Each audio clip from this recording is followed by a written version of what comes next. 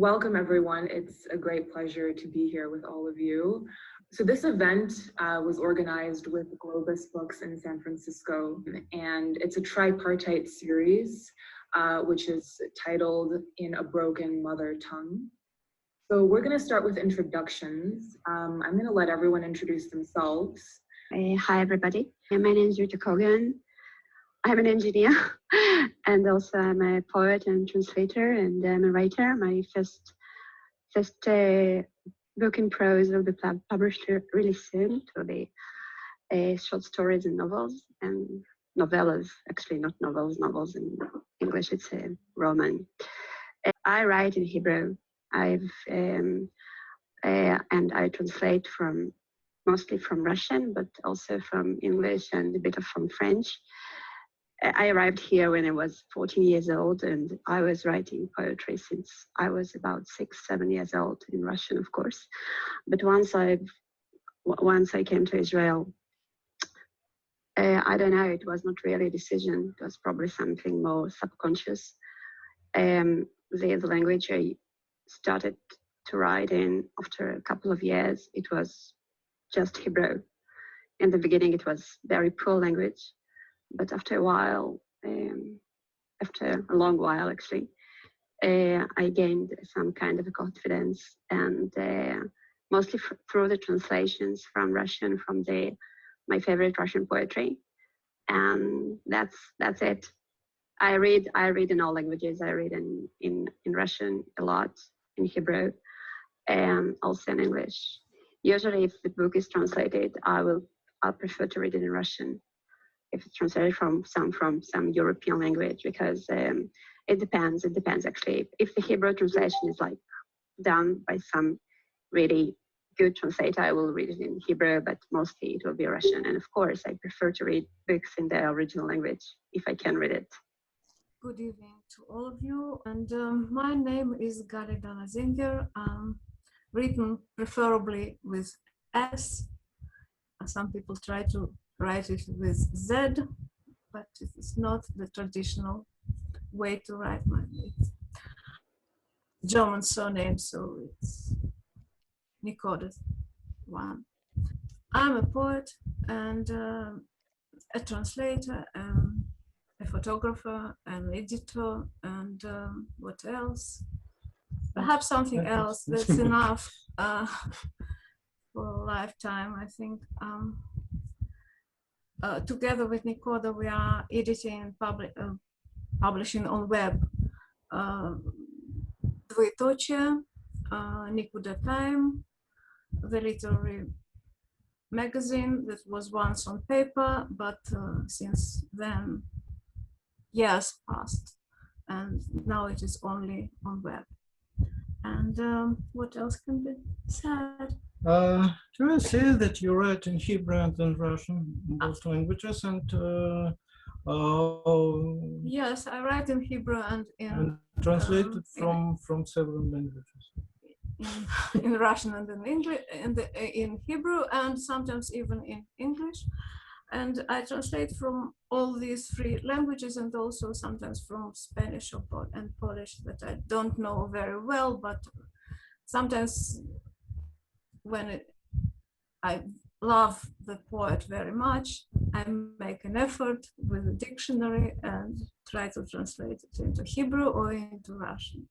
I don't translate into English, anything. And now you? I'm Nikoda Zinger.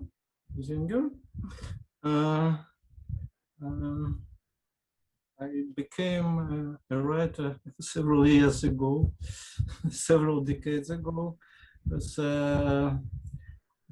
I began as a visual artist, but I started to write something like prose in Russian here in Israel, something connected to my memories of my early 70s and 80s early life in Russian. And afterwards, I wrote it also in Hebrew, absolutely another version of the same book. And after that, I completed two more novels in Russian and translate a lot. And now you're working on the fourth. And now I'm reading German. Yes, the pandemics made a lot to help us to learn languages. Yes, she started Polish and I started German. Not started, I returned to German that I forgot. My name is Liza. I was born in Jerusalem. I grew up in the States. I moved there when I was 3. I'm of Russian Georgian origin. I speak Hebrew, Russian, and of course English, and a complicated story learning Hebrew later in life. Right now, I'm a PhD student in rhetoric at UC Berkeley in California. I just arrived in Jerusalem 2 days ago, and I'm very happy to be here and very honored to be in conversation with all of you. Thank you so much for everyone who could make it today. And first and foremost, I want to express our compassion with the situation and immense gratitude for being able to speak today as planned, despite the circumstances. That means a lot to our audience, to me personally. So I'm glad that you're safe, and please receive my respect for doing the show and standing up to that. So very briefly, I'm Zarina Zabriski. I'm a writer from San Francisco, originally from St. Petersburg, Russian Jewish family. Very typically for that type of family, never spoke Hebrew. There was some broken Yiddish spoken amongst grandparents, never learned anything other than, I don't know, Tochos or Balabos, and that's the extent of my knowledge. Of course, no knowledge of Jewish tradition, assimilated before the revolution, but always been alienated in Russia as a Jew just by the fact, as they used to say, they will be beating you up not by the past but by your face. So that, you know, so very typical for those who join us on YouTube and not very familiar with the situation. This is a very typical situation. I'm by no means something outstanding, or it's very typical, and we will speak about that later as well. So I write only in English. I have 5 published books internationally, and currently I am running Globus Books, which is a very interesting place. It's a bookstore with 50 years of history serving the Russian-speaking community in the Bay Area and around the United States. We are a small but very powerful store. We work with libraries, university libraries, even the Library of Congress, with Princeton, Yale, Berkeley, Stanford, you name it. And we now have extended for the last year and a half our collection to the English language books and some books in other languages from the former Soviet Union countries as well. I also host and produce this channel where we have the most interesting discussions and interviews with authors. And one of the consistent subjects is the theme of languages and the multiple languages and the inadequacy of languages that we all experience as misplaced individuals, humans, collective, you name it. So today, in a way, is symbolic. I was thinking that that was my little intro. While there's an extreme situation that is happening in Jerusalem, and I'm here with the first world problem, digital towers being changed, I'm being misplaced. I can't have this show from my home. I've been literally roaming in search of a place. And I think how symbolic it is for all of us. We are roaming, wandering, looking for the language, looking for the connection. And that's what I think this show will be about. How do you find this language? How do you connect when seemingly there is no place, no opportunity to being connected? How do we, as writers, translators, thinkers, how do we find it? How do we make our way back to the universal language? So that was my short introduction of Globus, myself, and I'll be mostly in the audience. I would be happy to offer some opinions, but I would love to hear what you have to say on the subject. I also want to hear what everyone else wants to say. So what I'm going to do is say a few things to get us moving, and then we will go to the speakers of the evening who will reflect on some of the questions that are interesting us today. The event as a whole is called In a Broken Mother Tongue. And I thought I would comment on the most literal significance of the word broken, which means something that has been separated by force into parts that continue to exist through a difficult contact. Something may be broken because contact has been severed, but something may also be broken because of contact.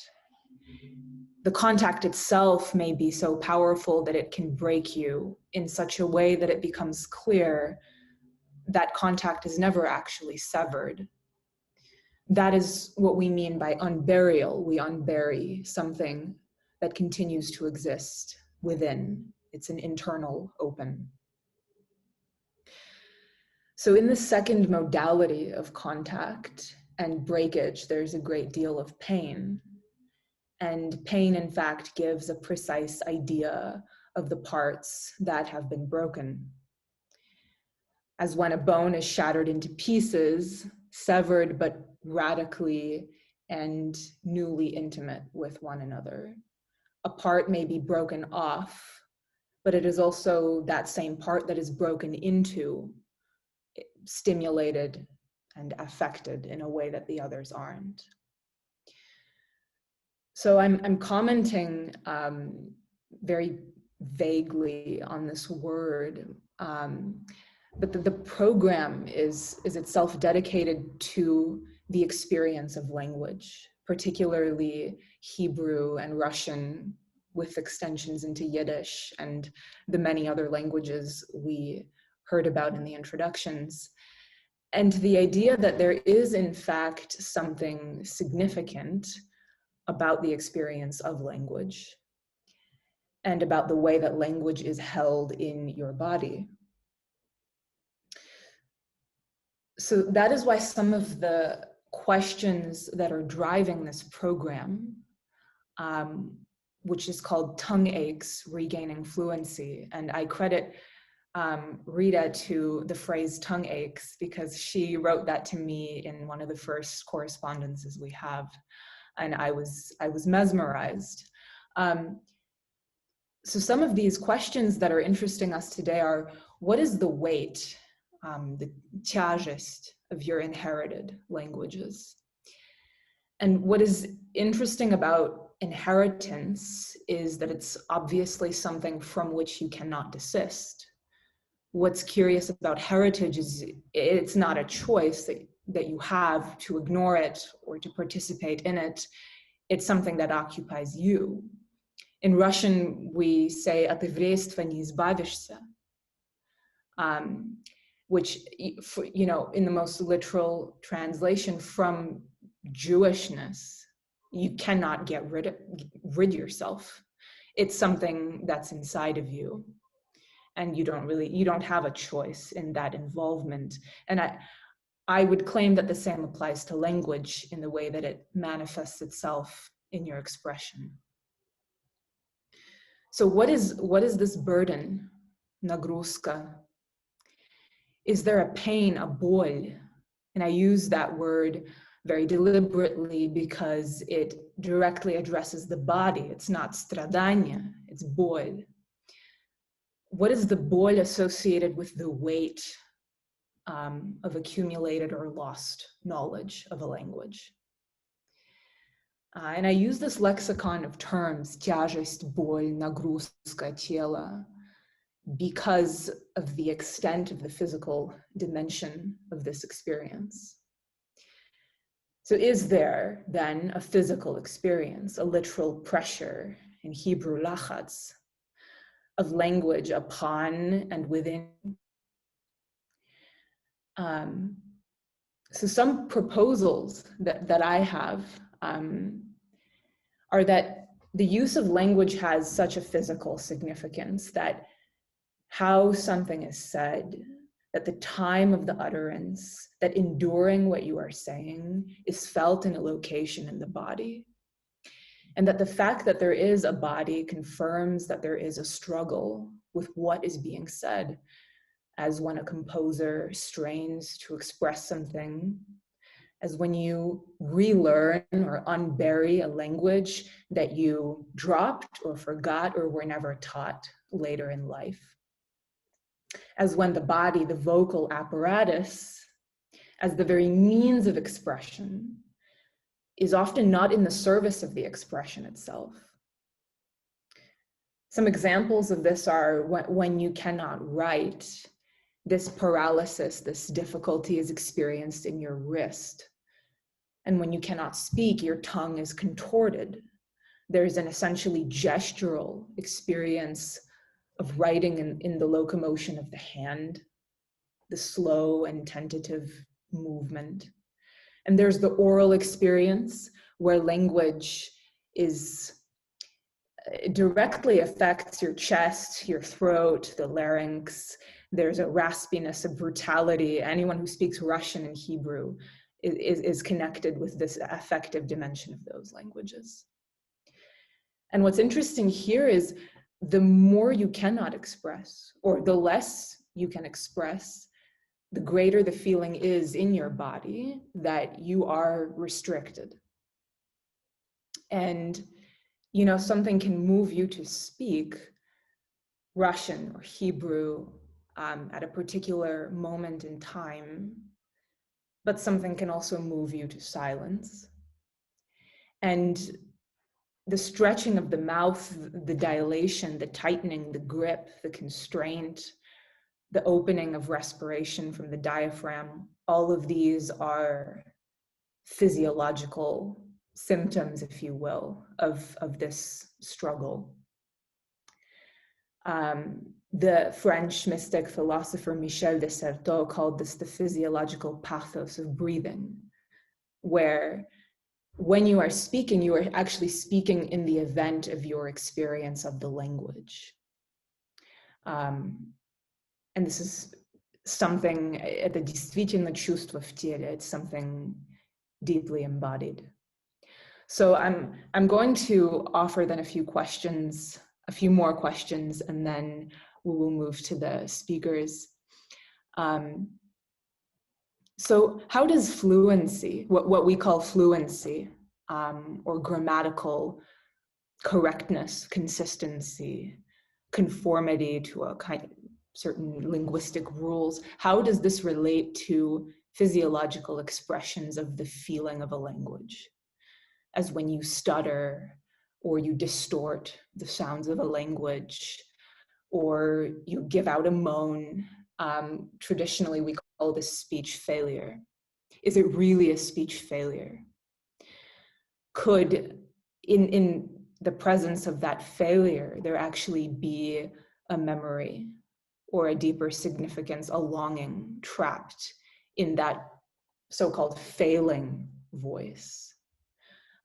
In Rita's words, the tongue which literally aches from occasional or failed fluency. And could this failure be fruitful? Could it be revelatory? What does it actually expose? And conversely, what does knowing or commanding a language really mean?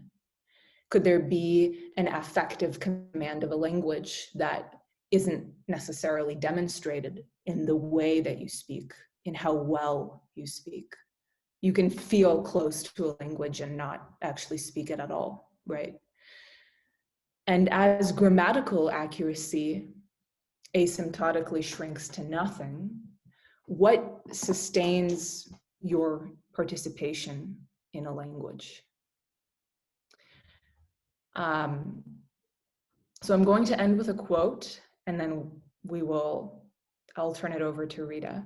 So the writer Josef Chaim Brenner wrote about Hebrew, that we write in Hebrew because we cannot live without it, because the divine spark which is not, or which is within us, emerges only with this flame, because this sparkle does not burn, does not fulfill in its entirety, but in this language. So what's interesting here is that Hebrew is granted a kind of existential privilege, that without Hebrew, we actually cannot live. There's a kind of nourishment that Hebrew gives as a holy language, that if we were to even try not to speak it, we would suffer in real terms. And so the question that I'm going to end with is, are there some languages that enjoy this existential privilege? And may this claim about Hebrew be extended also to Russian? And I'm going to pass it over now to Rita. Thank you, Liza. It was very interesting, very inspiring. So concerning Brenner, I think that actually we just, it was recently 100 years for his death. He was actually murdered in the events of 1921, I think. He was just 40 years old. As for Brenner, I think for him, Hebrew was the language of his childhood, of his early youth, because he was, he studied in Heder, he studied in Yeshiva there with a very famous rabbi, which this rabbi was the father of his best friend, or another very important Hebrew writer, Uri Nisan Gnesin. So for them, Hebrew was, again, the language of childhood, of their childhood dreams. They actually started writing very, very early in Hebrew. And at that moment, the literature, there was kind of a problem, because they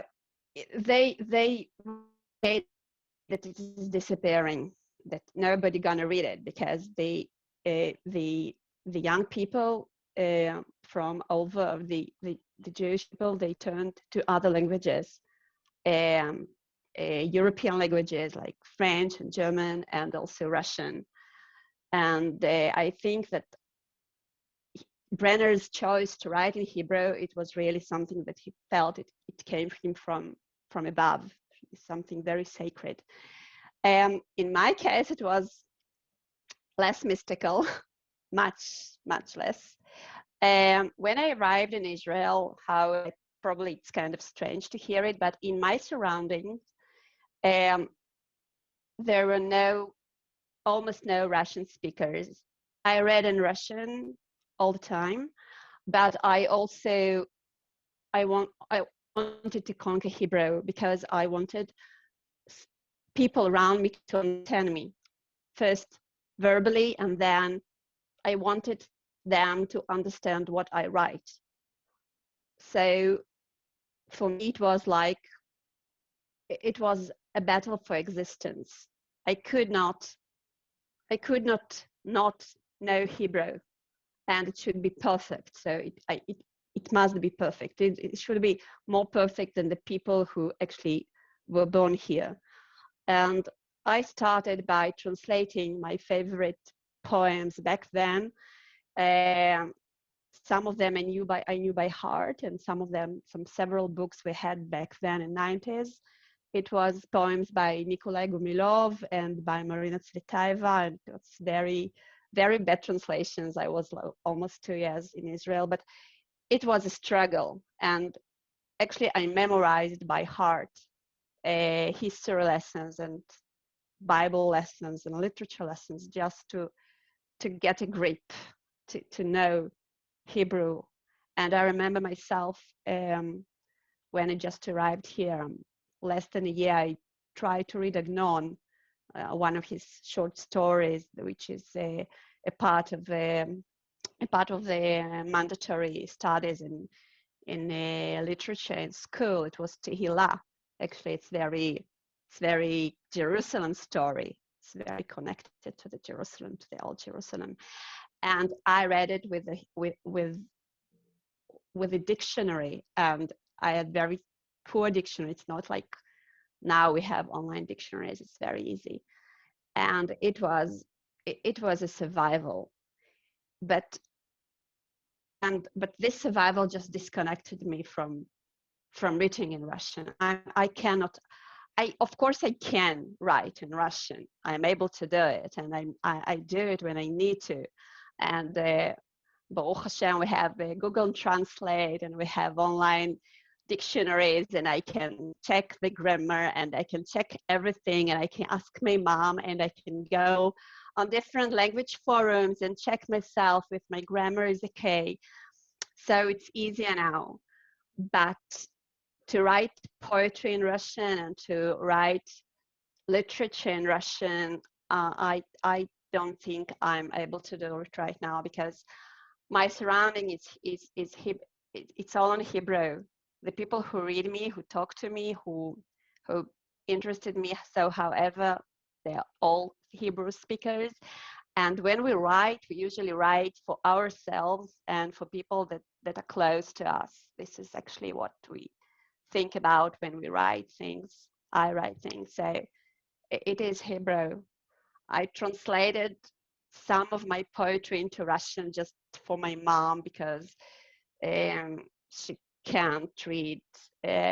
She told me that it's very high language, very complicated language. She can't read it, so I translated just for her, and she liked it. So lucky me. It's very important. But I hope that one day she is really interested that my prose will be translated into Russian someday. And like, so, okay, I hope, I don't know, maybe. And then she'll read it. That's I think that's the issue. But I do, and recently I do speak Russian more than before, because right now I have some surrounding of Russian speaking people, and I force myself to speak Russian with them, and it is very rewarding, I think. And also and translate all the time. And my first language for reading will probably still be Russian. Probably it's 50-50. And nowadays I got back to a project I had in my head for a long time. I have Matovas Poema без героя to Hebrew. It was never translated fully, I think. It was never translated, probably part there, part here. So I'm trying to do it.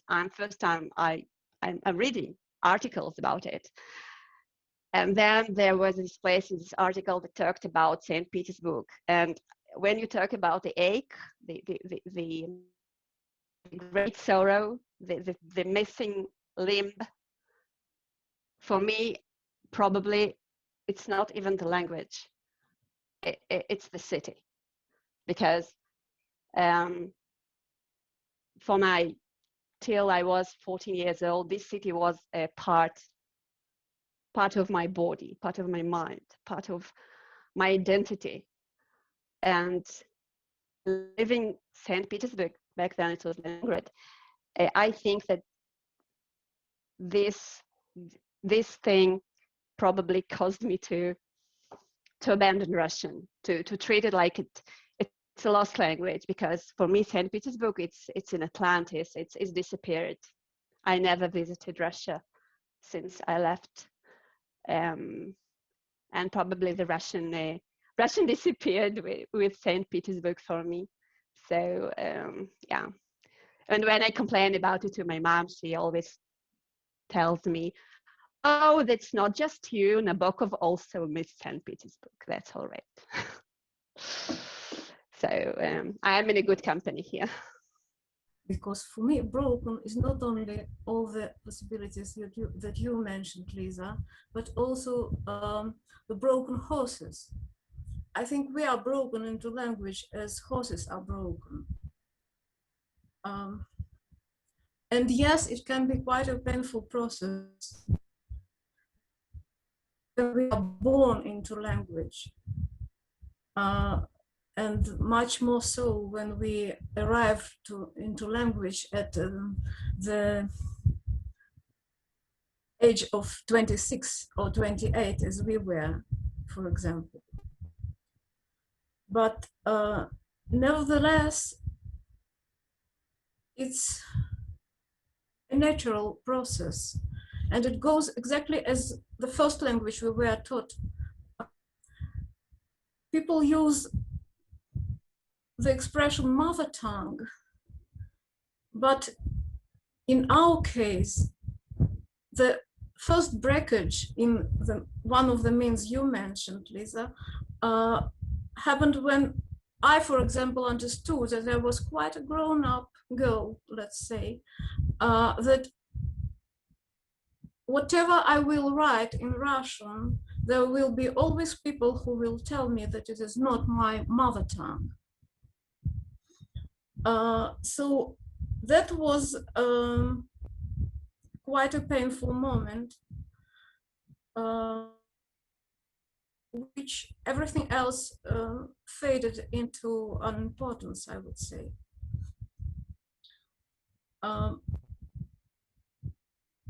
And this moment of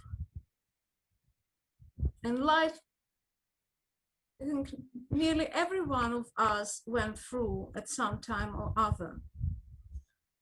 So we are people lacking mother tongue. All the languages we learn and love are stepmother tongue, I would say. There are different kinds of stepmothers.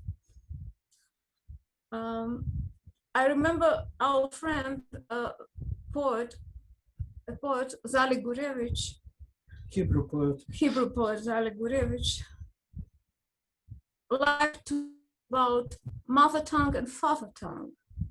It's also a possibility.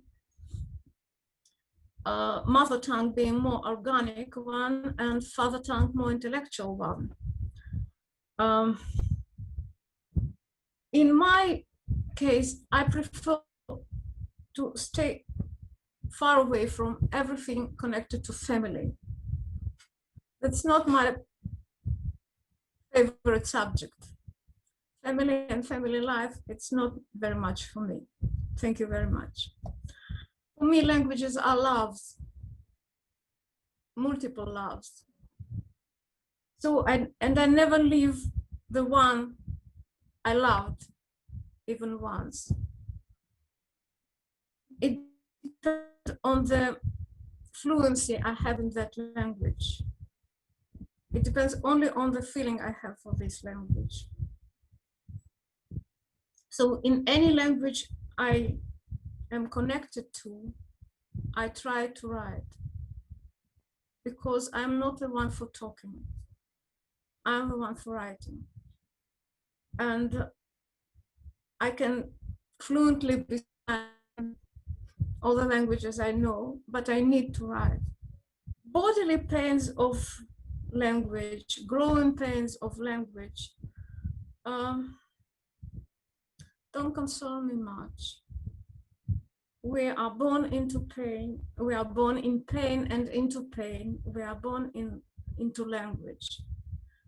But language is not a pain. Language is, it's not a body, it's a spirit, first of all. So it can be freed of pain.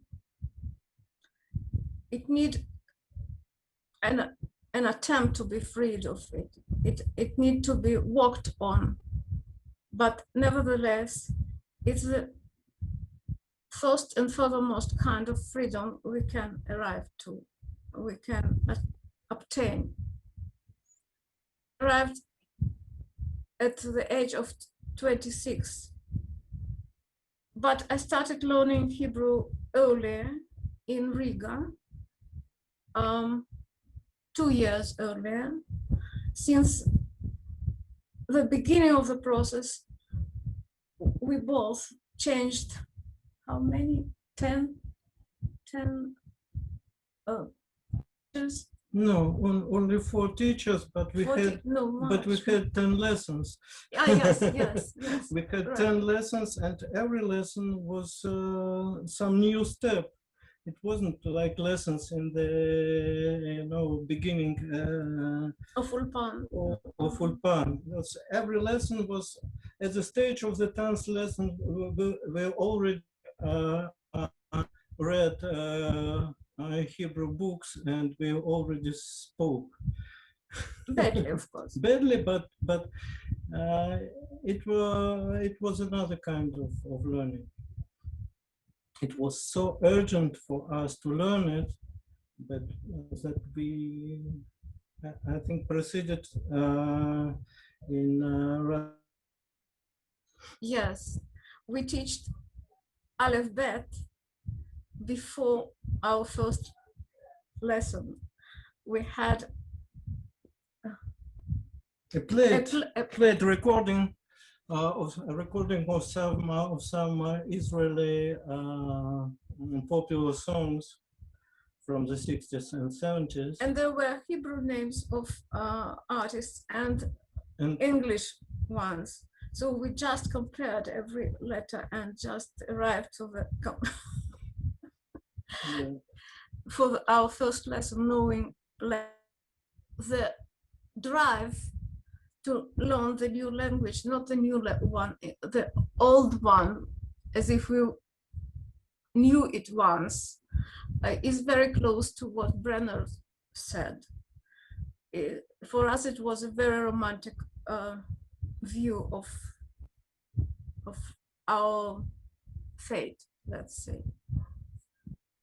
And here we continued, though I, for example, were a lot of people who talked much more fluently than I could. In awful American pronunciation. It was impossible to understand the word.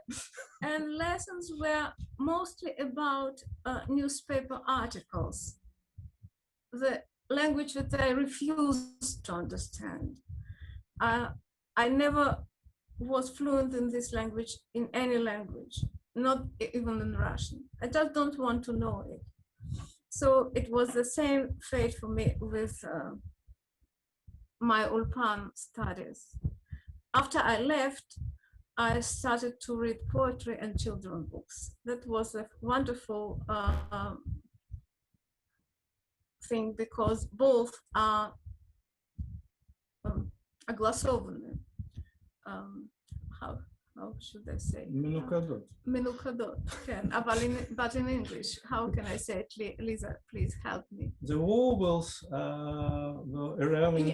Yes, most you know how it is, but I need a word, please, Lisa. How you translate Minuka, nikud, the vowels. The vowels. Yes, the vowels, but the vowels это гласные. That's not probably phonetically transcribed. I guess this will be the closest to the actual stuff. Yeah, so, because in Hebrew we write without vowels, and for children's books and for books of poetry, we still use this science for vowels that optimize the vowels. Yes. And thank you for your help, Denise. But I don't think that transcription will be the right word here. I just forgot the word. There is a certain professional word for the matter, but I can't remember it just now. I would like to start from from saying that after the poem by Liza, it's very hard to speak English, and of course the problem is not the language you were born with, but the language you are reading and writing with. Last time I see much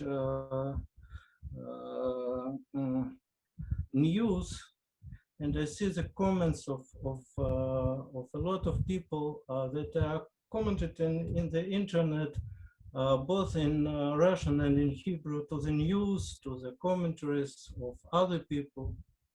this is Hebrew, this is Russian. You know, how many people that are born in Russian or born in Hebrew can express themselves? It's amazing. And average Russian speaker can't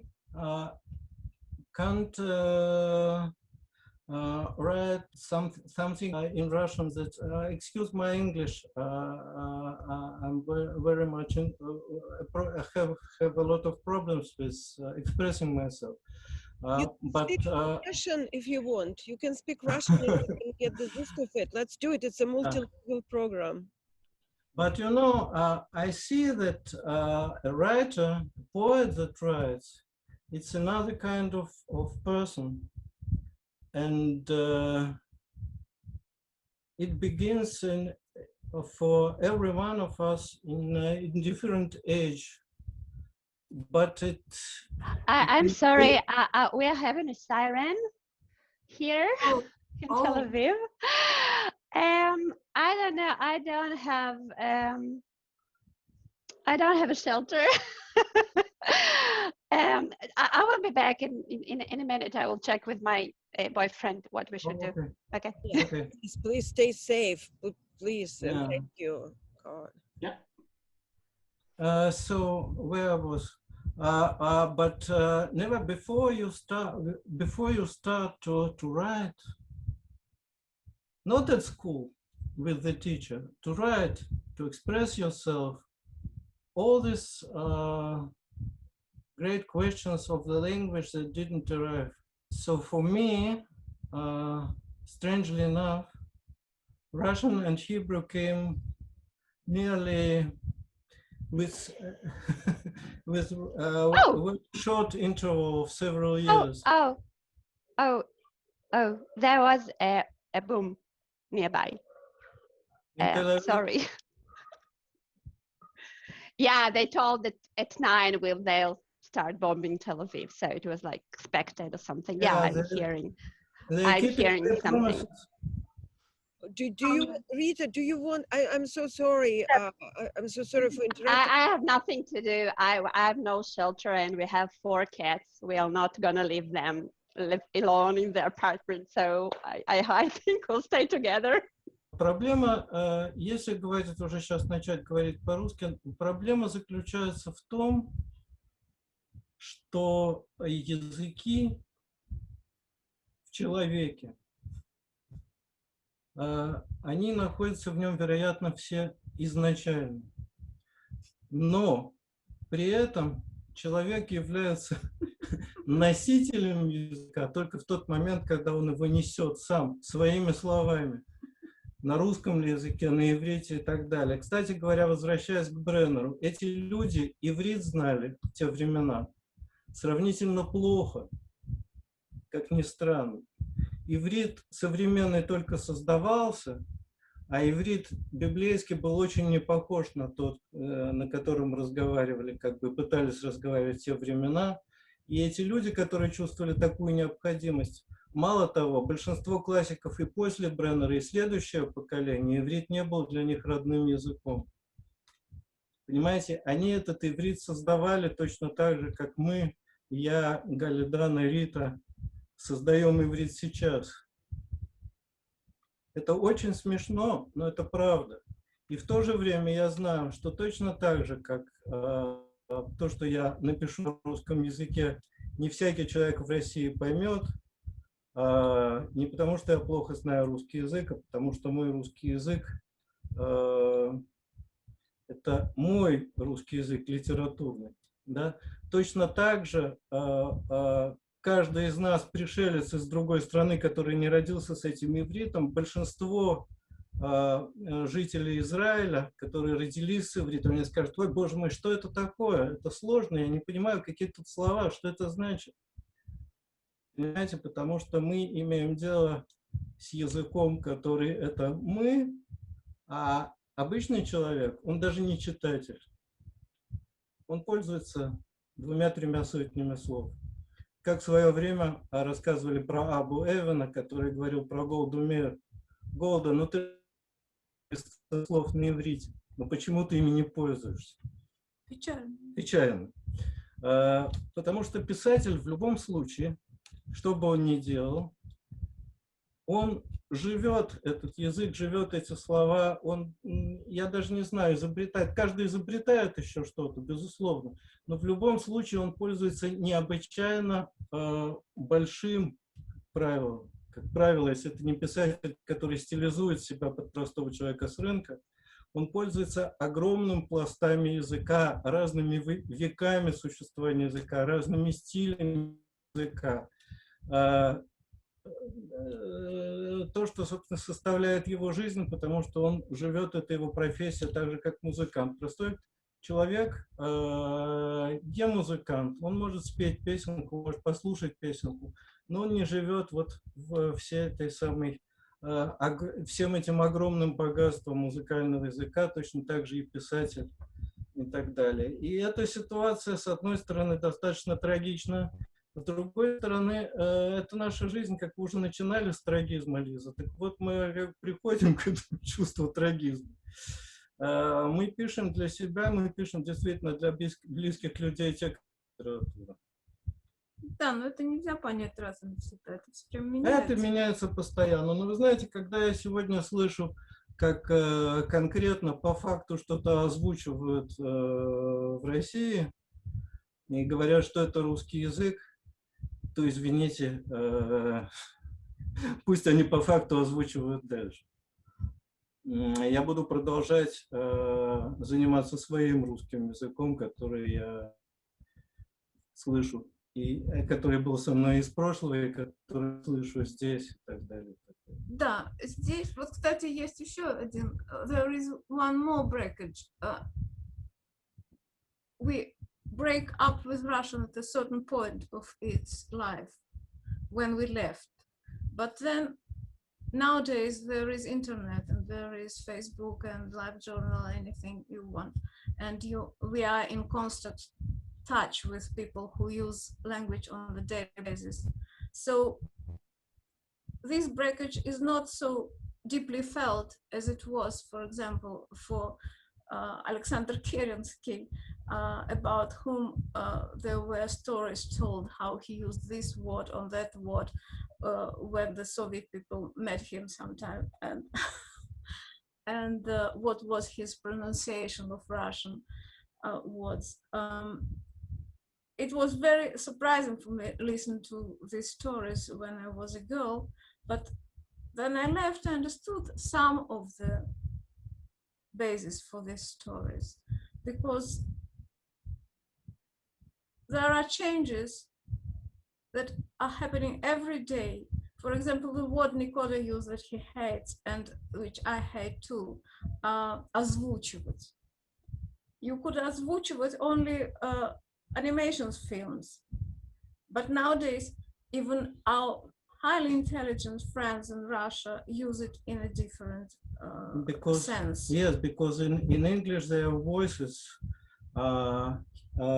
President Trump voiced something, as in Russian озвучил. Yes. Putin, соответственно, озвучил. И с тех пор так и пошло. Да? Сейчас все говорят по факту. А почему они говорят по факту или почему говорят конкретно к каждому поводу? Потому что это воровской жаргон, низкий слой. Но очень хорошо, это краска, которую я могу использовать как писатель, когда я пишу, когда у меня персонаж как так выражается. Да? Но меня никто не заставит самому, когда я выступаю и беседую с писателями, говорить, что по факту они конкретно озвучивают что-то не то. Это другая ситуация. I really liked what you were saying as an opening statement, and I love the physicality aspect of the approach, because we had a lot of discussions about defining the language, finding the language for the Russian literature, and defining in the process Russian literature or literatures itself. We had many conversations about this on this channel, and some of our audience would remember that, or you can watch the show in the archives. But we never touched upon the physical aspect of it, which I think is so important. And I want to share not an exact quote, but a line from a poem of a fellow poet from San Francisco, who is actually not Russian American. She's an American from Alaska. And she once read that poem of hers about the jaw, the build of the jaw formed by the language, which really hit me, because when you somewhere in public you encounter another Soviet-born person, you know them from their back, you know them from the way they move. And it always like, I was always flabbergasted with it. How do I know? So I catch a glimpse and I know this is a fellow, well, fellow or not is a question, but I know who they are. And then when she read this poem, it hit me that it might be that we are physically formed by the language, because think about it. And I studied bodies a lot in my life. One of the things that I did was studying anatomy and applying it to something I did. Is that we are formed by the continuous repetitive motion. So we are pronouncing certain sounds from the early age in a certain way. Our jaw is being formed by the language literally, and the jaw and the spine and the way the muscles are formed, of course, would restructure the body accordingly. So from there, I had a gazillion questions, like when we start speaking English exclusively and not using Russian, are we being reshaped by the language? And another physical aspect, I don't have the answer, by the way, it's a question, but another physical aspect is the connections in the brain. And that's also very personal, because I have synesthesia. I see vowels in color. And my synesthesia is very different from anybody else's synesthesia, famous or not famous people. Everybody's got their own. When I see Nabokov's alphabet, it just yorks me, because it's not how I see it, and I don't feel what he feels. The same with other people I know with synesthesia. We're all different. And synesthesia is being studied, and I was actually a subject in one of the studies, and that basically, like translated in a very simple language, something goes wrong in your brain and the different nerve endings get mixed up, and that's why you see the text in a certain particular way. And just as I see my vowels differently, all of us see our written language in a certain way, and it's a very physical act. The act of seeing, the act of translating it into the brain signals, the act of translating it into the body sensation, like proverbial Proustian Madeline, right? We sense it, we sense this sense. All of it, for me, language is pure physicality mixed with a soul. Of course, being product of Russian literature, soul is there, but at the same time, it all is about touching, grabbing. When I write, I actually see, I don't hear any particular language. I see the scene, it's cinematic. And then I just write it down. And from a certain point after I moved, I could not write it down in Russian. It just stopped. I could only write it down in English. And I know that every writer has a different process. Some think it, some hear it, some don't hear it, and in different languages as well. So all of this opens this vast horizon of vast opportunities to discuss and probably find more about ourselves as writers, readers, and takes us into the dimensions and layers of language as you guys were talking about. So now back to Liza and opening it to the discussion. And thank you, that was fantastic. And Rita, I hope you are staying safe. That's been on my mind ever since the siren broke up. I mean, it's hard to think about other things. Are you safe? Um, I don't know. I don't have actually. I don't have. I can't go anywhere else. So I'll just stay here with you because I don't have a shelter, and it's very, very, very old house in the middle of Tel Aviv, and I have cats, and I'm not leaving cats alone in the siren and the bombing. So I read a poem that is actually talking about the language and the aching and the kind language skills. By the way, when you all talked about the aching, when I speak French, I'm studying French for about a year. When the pandemic starts, I started with French. It was my really ancient dream. And after 2.5 hours of speaking French, my whole face is burning because the sounds, and I probably make some kind of strange mimics and it's very funny. So in French, I have these aches, the physical ones. Okay, so the poem, it's called Fine Motor Skills. Fine Motor Skills, it was translated by Liza Katz. From my mother tongue remain words for routine, this for an absent presence. In contrast, simple conversational Hebrew does not slide down my throat. I'm confused by the genitive case and words for storks and nightingales, for stones and shuttlecocks. I lost the logical basis of language 24 years ago. Agnon's Hebrew, daily Hebrew are both foreign to me, bloodless and placeless. I won't distinguish between them. He sat on a busy junction, and drew the charcoal wilted by his toes in front of spectators amazed in sweet horror. No one but the author, Alexandra Brustein, looked at the painting, the path that leads to the distance. And here I remind of one of my favorite childhood writers, Alexandra Brustein, Дорога ходит вдаль. It's like mandatory for every Soviet Russian child back then. And the booms are finished, I think, for today. Thank you so much. That easily was the most dramatic reading in the year of Globus Weekly shows. Thank you so much. And it's very moving and adds another aspect to the conversation. Opening for the discussion now. I don't know if it's a question or really just a comment about this element of guilt and betrayal. So, you know, when and what it means to break up with a language and with a place, a city, a feeling of a language, a feeling of a city, and this the phantom limb, like being amputated.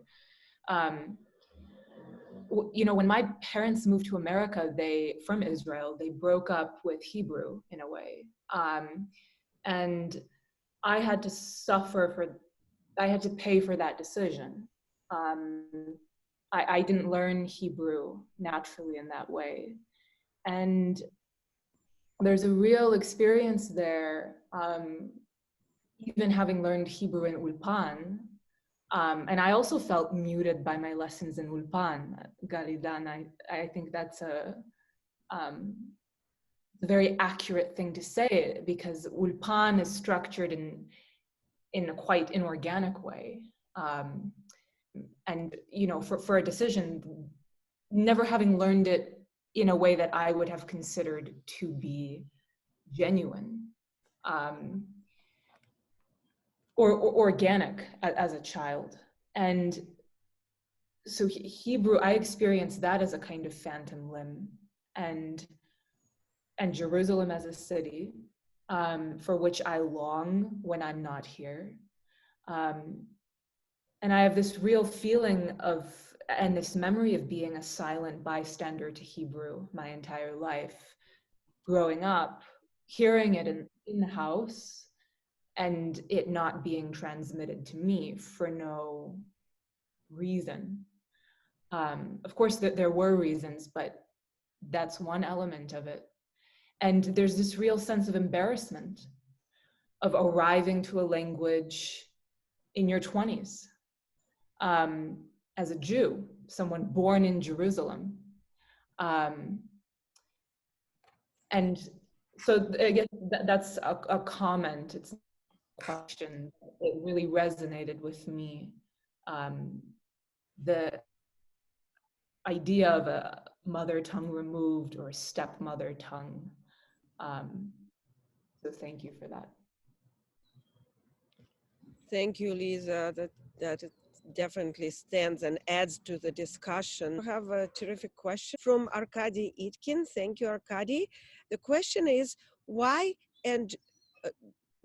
some things sound harsh or rude in one language while sounding totally normal in another language? I said that the question is very interesting, but not quite correct from the language's point of view, because they are not things that are rude or not rude. They are only words. You know, in every language, you have certain words that that express exactly the words, not the things that are rude or not. I express myself badly. So I'll say it in Russian, okay?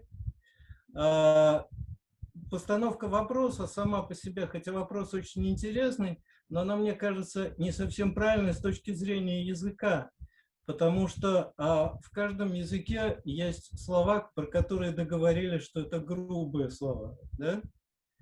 И есть слова, которые считаются возвышенными словами.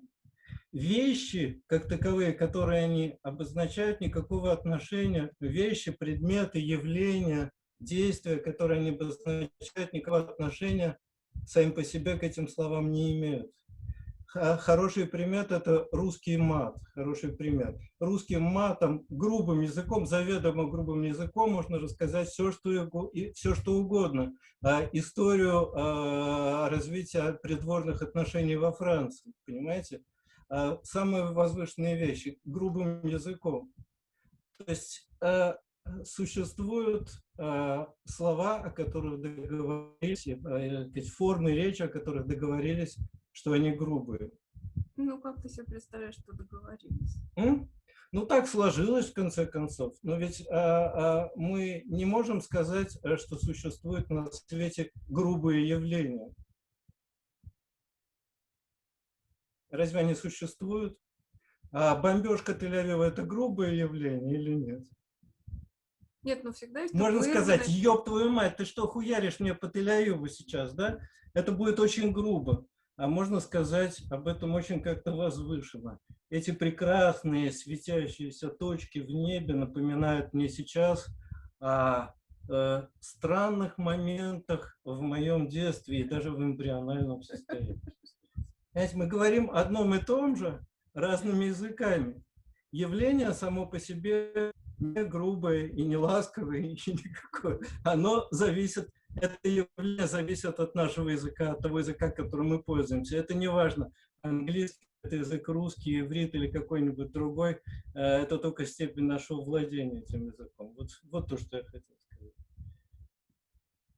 А по-английски сказать не смог. Well, even the fact that you had to switch languages expressing it is adding to our discussion on some meta level. And I mean, it's an excellent answer. And it digs into even deeper level on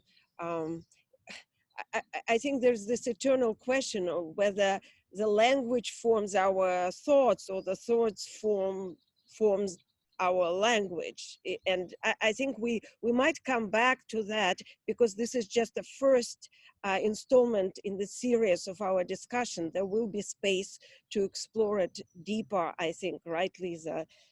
Absolutely. I wanted to add that I think there's something in the element of voice that determines how melodic or how abrasive a language is, the way that a language is handled in the mouth.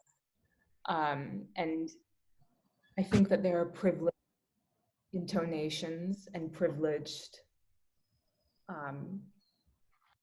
ways of handling a language in the mouth. And I'm not sure that that's learned.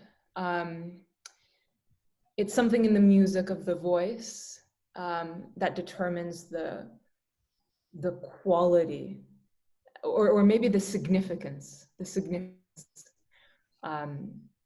of what is being said, of how moving it really is, how it impacts you. And I think that this is actually sacred.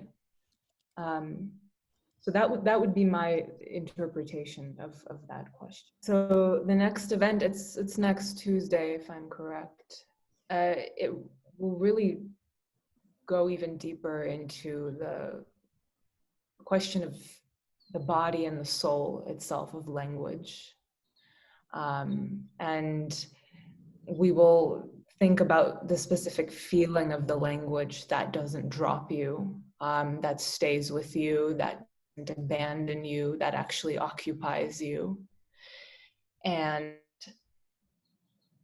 so it will really be a meditation, I think, on the affective dimension of all of these things. And the question of survival came up today, but that's really worth, it's really worth considering more seriously, I think. And we will do that in the next few times, what it means to depend, to experience a dependence, physical and spiritual, upon a language, to exist because of a language, what it means to exist in a language and to be in exile from it. Yeah, and everyone is welcome to join. I very much look forward to it. I wanted to say something really small, something that Nicole was talking about. The language we're talking about is writer's language, and this is the difference, because I think that when we write, when we want to express ourselves, when we want to conquer this craft, because it's a craft, this is a different kind of language, and this is what we're looking for, because language for talking and for going to the supermarket and to talk with our neighbors, it's accessible. But the struggle was to conquer the language of Agnon, to conquer the language of the Bible, to read poetry. And for example, when my poetry teacher, she is an amazing lady, she is a French lady, and she asked me, she asked the group of people, why you actually want to study French. And so people, one girl told her, okay, I need to go actually to study in France someday. And another one just goes shopping in French. And I told her personally, won't read Charles Baudelaire in French. I want to read French poetry in French. Yes, it will be terrible, it will be difficult, it will be probably impossible. I will probably not understand much, but still I want to read French poetry in French. And this is probably the difference between people who want literature, who want language and the literature and the culture which comes along with the literature, and not just the language to go and make shopping or groceries or communicate on some basic level. So this is, I think this is very important what Nicole was talking about. We are talking about people who want to write and to read and to be read by others. So this is the difficulty here.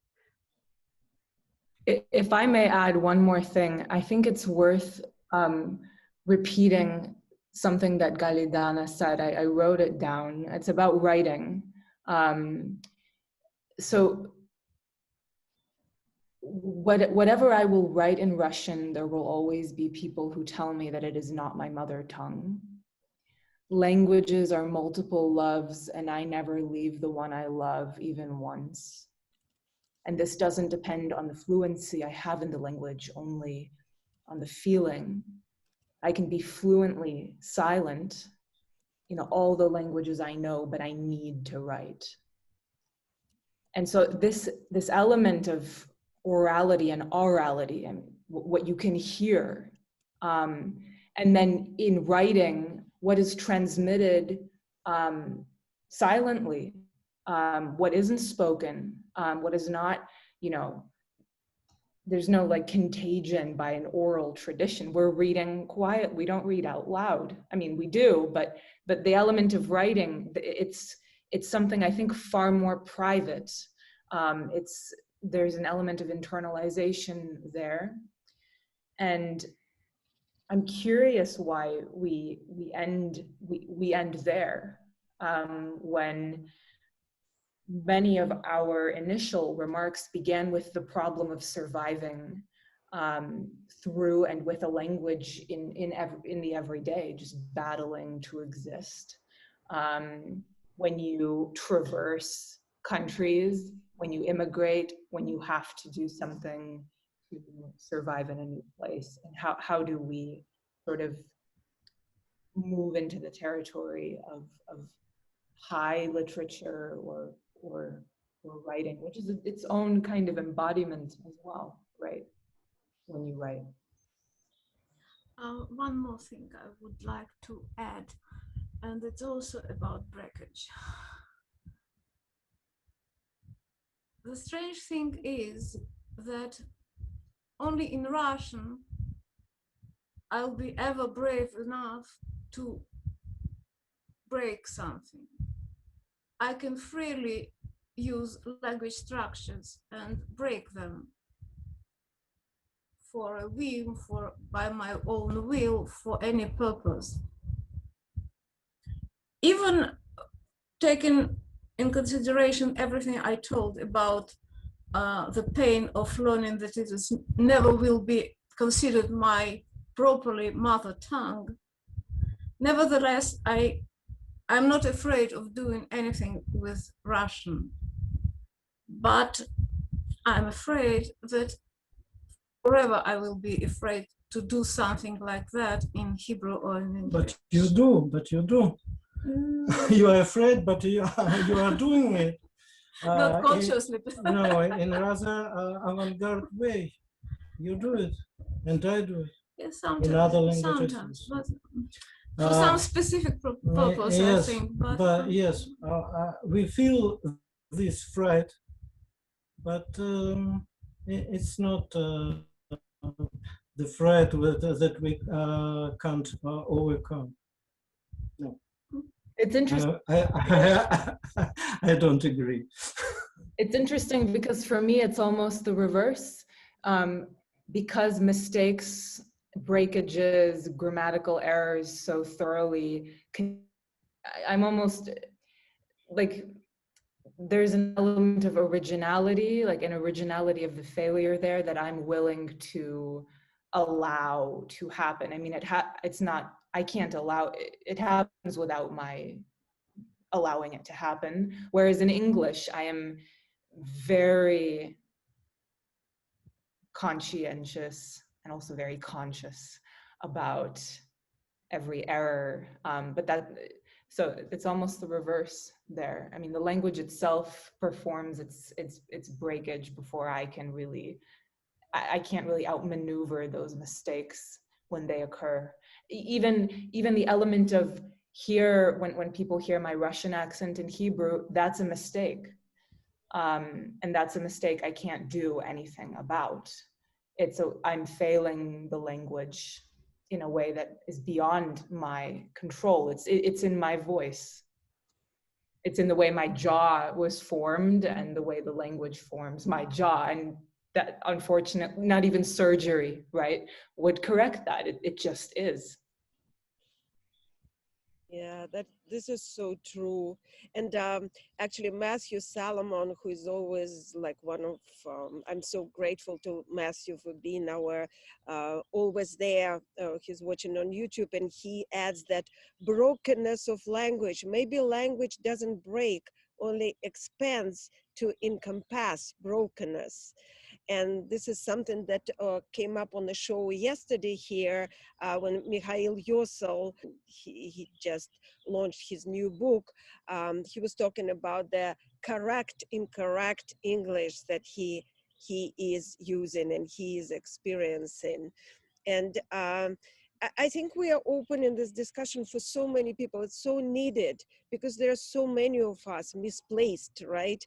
Millions all around the world, not necessarily with a Russian origin, but speaking a second language, third language, broken language, and wanting to take it further, writing in it, reading in it, like Rita said, reading Baudelaire in French, that, you know, is a dream of so many people. And how do we experience that? These shows are meant to make people less afraid, Galidana, of breaking the rules, because we are creating each time in the moment of creation, we are creating our own rules. And I'm very much of an anarchist this way, as you can tell. And so this is the value of the shows. And I can't express my gratitude to everyone who participated and broke their peace of mind in this unstable on so many level conditions. And we don't see any more questions. So I think Liza, if that's okay with you, I'm going to round it up, pass it on to you to finish. All this discussion brought to mind Beethoven, who, you know, when deaf reached the new levels of music, and with us being in some way handicapped in this discussion, reaching the new level of understanding of how we operate. So thank you so much, Liza, for putting it all together and organizing it beautifully and conducting it. And I can't wait to see everybody back next Tuesday. Thank you for the audience. Thank you for the speakers. Please stay safe. So I just want to extend my deepest gratitude. I'm fascinated by all of this. And I look forward to the next two events. I hope to see many of you there again.